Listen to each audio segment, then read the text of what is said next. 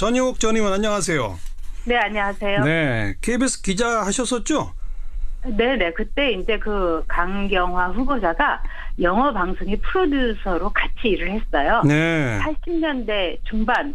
근데 이제 옆 부서였기 때문에 한 예. 3년 정도 같이 이제 일한 거나 마찬가지였죠. 서로 왔다 갔다 하고 뭐 같이 커피도 마시고 예. 이제 일하는 거 구경도 하고. 예. 그래요. 그리고 장관으로 지명되자마자 이 최고의 외교장관 될 거다 이런 걸 쓰셨었잖아요. 그 이유는 뭡니까? 저는 이 정치나 이 모든 것이 같다고 생각해요. 우리의 그 인생하고요. 예. 근데 저도 이제 정치를 했습니다마는 사실 국회의원을 비롯해서 우리나라의 그 고위직에 자기의 힘으로만 오른 여성은 매우 드물어요. 아하. 집안이 매우 부유하거나 아버지, 뭐 시아버지, 하다못해 사돈의 팔촌이라도 권력층과 인맥이 있는 사람, 그리고 예. 아주 집이 부유한 사람들이 이른바 고속 엘리베이터를 타고 올라가서 고위직에 뭐 국회의원도 되고 뭐 장관도 되고 뭐 여러 그런 여성들이었죠. 예. 뭐 다 그렇지는 않습니다만, 예. 그러나 가사노동은 그냥 물에 손 한 번 묻혀보지 않고 고급스러운 옷과 명품백을 드는 것이 일상이었던 여성들이 사실 많았습니다. 예. 그래서 저도 정치권에서 굉장히 좀 힘들었었는데요. 예. 이 강경화 후보자는 우리 보통 여성들처럼 일하고 집안일하고 아이들 숙제 챙기고 정말 보통 직장 마음의 삶을 치열하게 살았습니다.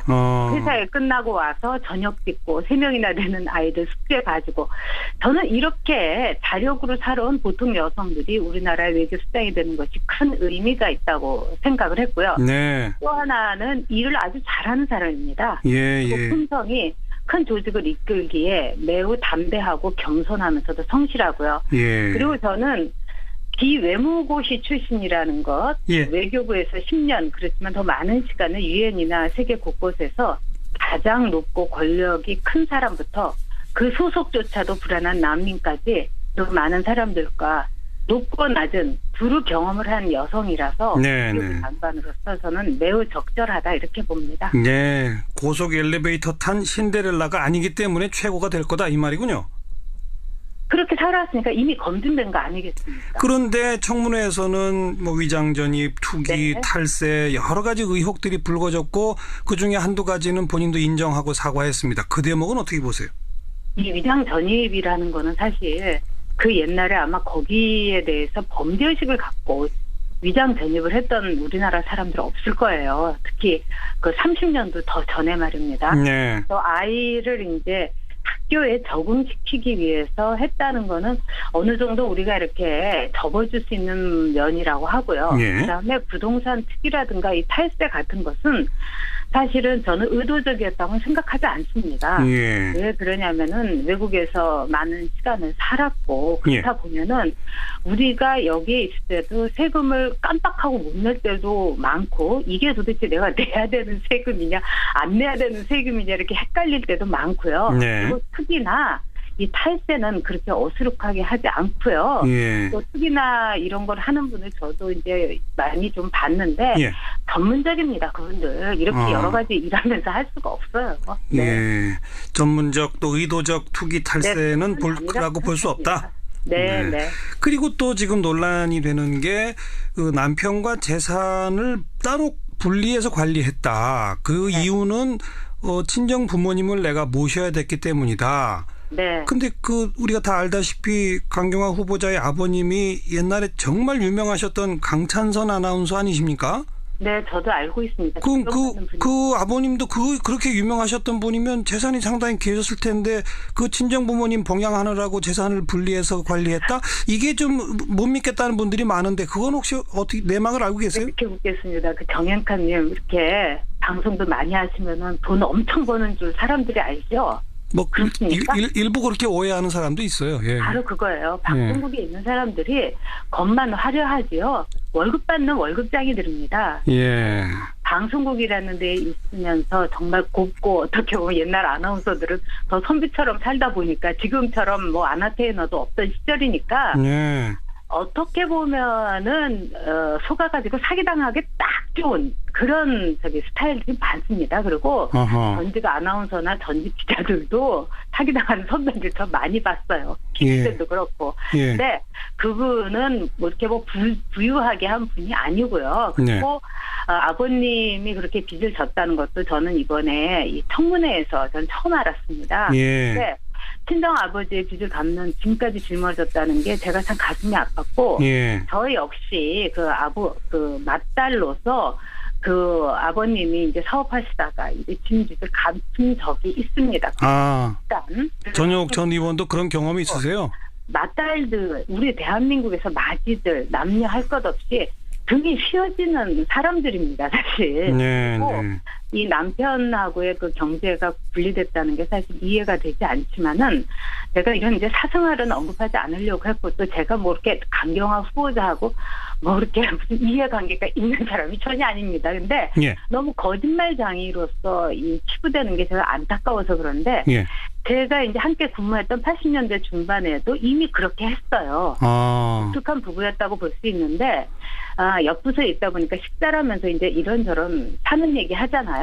근데 저한테 그러더라고요. 자기 부부는 생활비를 정확히 반반씩 낸다. 그때도 드문 일이었어요. 그래서 제가 그러냐고 했더니 집안에 가전제품을 사도 서로 의논해서 반반씩 지불을 한대요. 한 번은 남편 되시는 분이 오디오를 아주 좋아하는데 아주 비싼 오디오는 아니지만 어쨌든 그걸 사는데 반반씩 냈다고 그러더라고요. 그래서 그건 남편이 좋아하는 거면 남편이 다 내야지 왜 그러냐 반반씩 내냐고 또 그랬어요. 제가. 같이 집에서 음악은 같이 듣는데 어쩔 수 없죠 그러더라고요. 그래서 제가 그때 남편이 좀 더 안정되고 수입도 많은 편이면 좀 그 수입 비율대로 생활비를 내는 것이 합리적이지 않냐.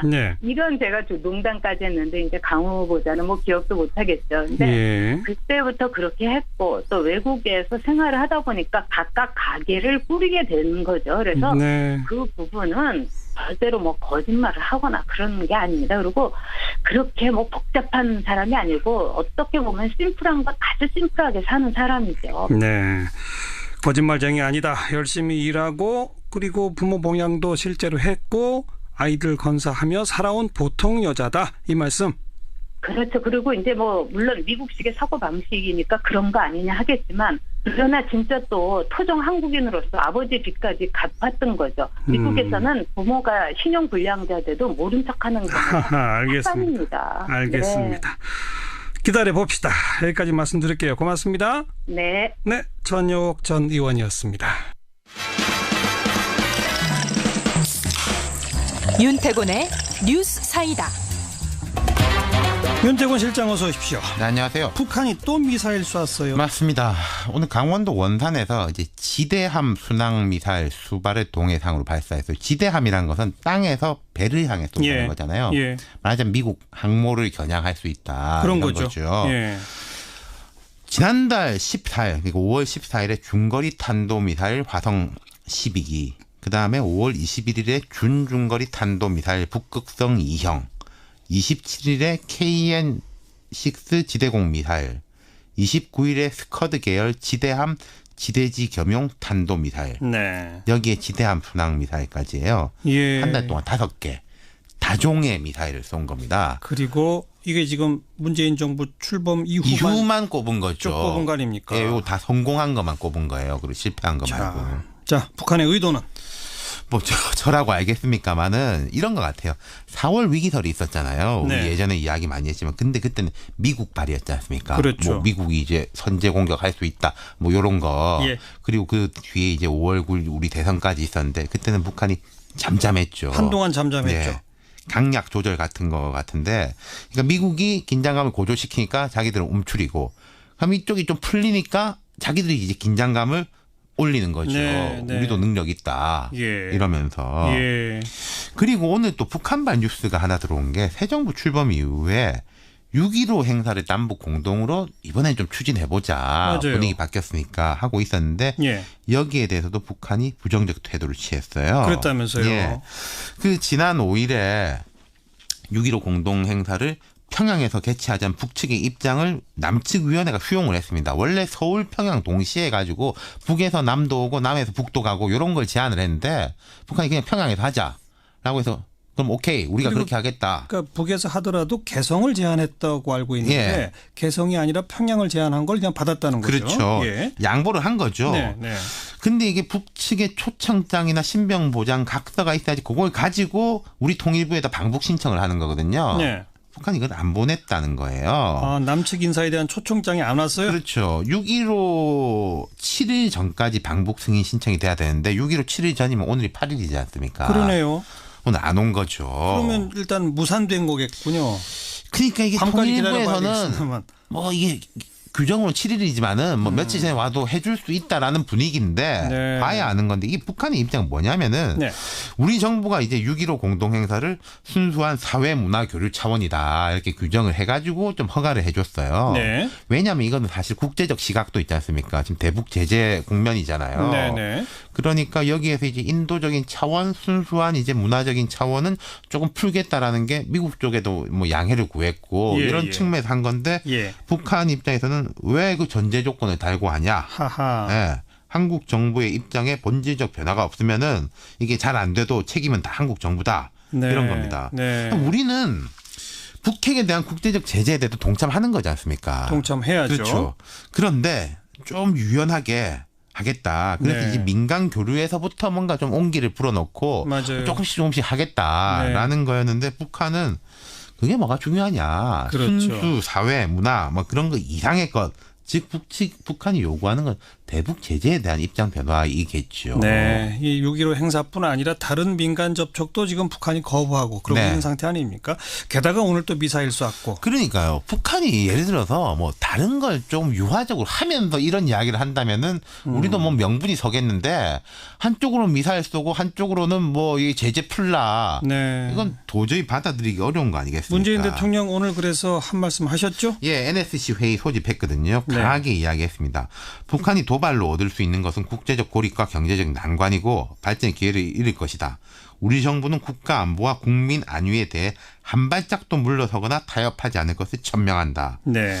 뭐 요 워딩만 보면은 이명박 박근혜 전 대통령과 별로 다르지 않아요. 북한이 뭐 쏘았을 때 그렇죠. 이런 식의 항상 메시지가 나왔죠. 예, 그런데 예. 이제 문 대통령 추가 발언을 보면 뉘앙스가 약간 다른 게 있습니다. 뭐라고요? 우리 정부는 제재와 대화를 병행하여 완전한 북핵 폐기를 위해 흔들림 없이 노력할 것이다. 네. 이런 시점에서 우리에게는 북한의 도발을 억제하고 북핵 문제를 해결하는 창의적이고 근원적인 방법을 찾는 게 무엇보다 중요하다. 예. 제재와 대화를 병행이라는 문구, 그렇죠. 창의적이고 근원적인 방안을 찾는 게 중요하다는 문구. 이건 이전 정부랑 다른 거죠. 그 북한에 대한 시그널이겠죠. 예. 당신들이 뭔가 화답이 있어야지 우리도 풀 수 있다. 네. 이런 건데 북한은 지금은 뭐 이런 식인 거고요. 아직 우리 신호에 대해서 아무런 대답을 안 하고 그렇죠. 있는 거예요. 오히려 미사일로 화답하고 예, 있고. 문 대통령하고 새 정부는 좀 우리가 뭐 좀 변화하겠다는 시그널을 계속 보내는데 네. 별 무도용인 거예요. 하루아침에 되게 하겠습니까? 그렇죠. 앞으로를 전망해 본다면 이게 누가 알겠습니까마는 북한은 현재 우리보다는 미국을 쳐다보고 있는 게 분명한 것 같아요. 항상 그랬죠. 예, 트럼프 대통령이 또 얼마 전에 좀 북한에 대해서 유화적인 발언들을 되게 했거든요. 예, 뭐 예. 김정은 통치력은 대단하다. 뭐 이런 이야기도 하고. 그런데 또 미국의 문제가 뭐냐면은 두 가지 문제가 있습니다. 트럼프 대통령 본인이 지금 그 코미 전 FBI 국장 증언 네. 오늘 우리 시간은 밤 11시인가 나올 건데 이것 때문에 뭐 거의 탄핵 위기에 처한 국내 정치적 어려움. 그렇죠. 그리고 그 미국 입장에서 외교적으로는 지금 사우디하고 카타르 단교되면서 이란이 난리난 중동의 문제. 예. 이러면은 한반도 문제는 또 후순위가 되는 거거든요. 네. 그러면은 예측컨대 북한의 기존의 행태로 보자면은 우리를 봐달라고 하면서 또 뭔가를 이제 쏘거나 이럴 가능성이 매우 높아진다는 거죠. 그렇겠죠.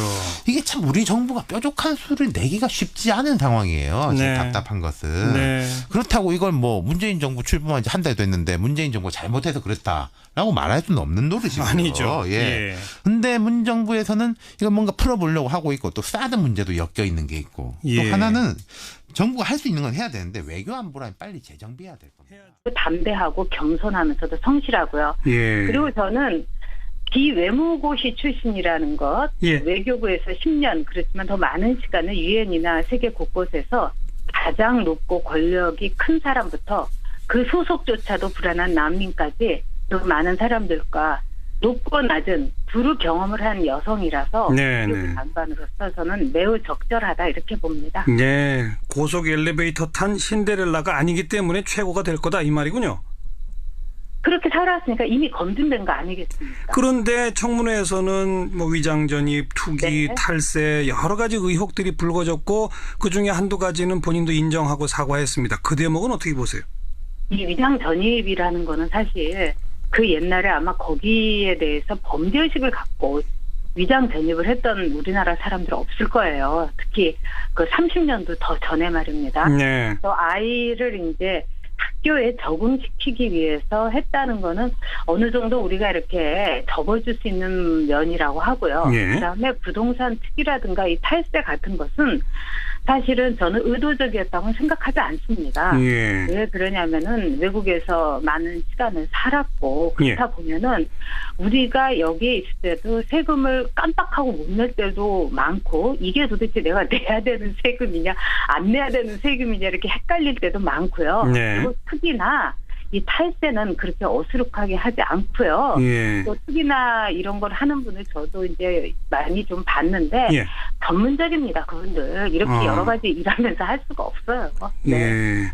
전문적 또 의도적 투기 탈세는 네, 볼거라고 볼 수 없다.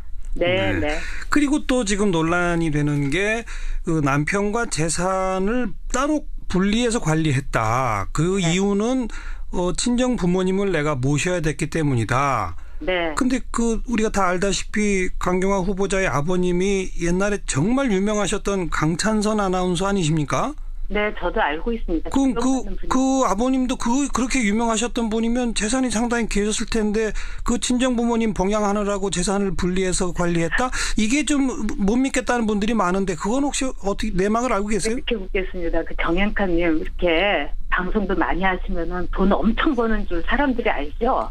뭐 그렇습니까? 일부 그렇게 오해하는 사람도 있어요. 예. 바로 그거예요. 방송국에 있는 사람들이 겉만 화려하지요. 월급 받는 월급장이들입니다. 예.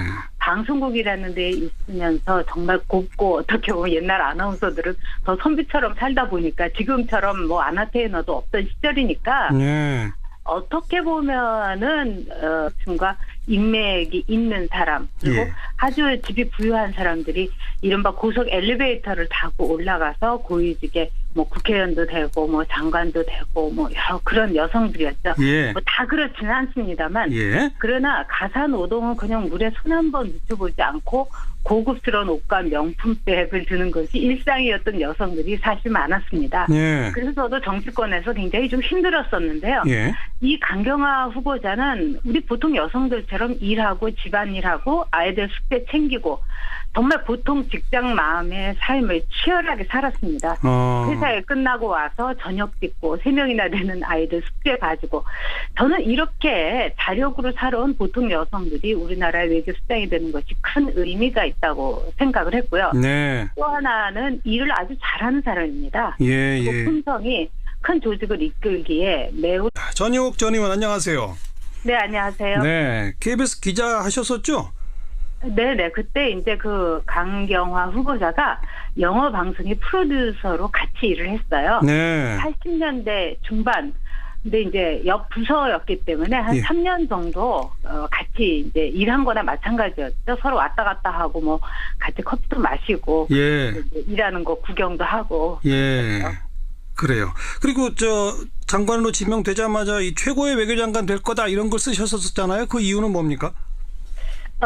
저는 이 정치나 이 모든 것이 같다고 생각해요. 우리의 그 인생하고요. 예. 근데 저도 이제 정치를 했습니다마는 사실 국회의원을 비롯해서 우리나라의 그 고위직에 자기의 힘으로만 오른 여성은 매우 드물어요. 아하. 집안이 매우 부유하거나 아버지, 뭐 시아버지, 하다못해 사돈의 팔촌이라도 권력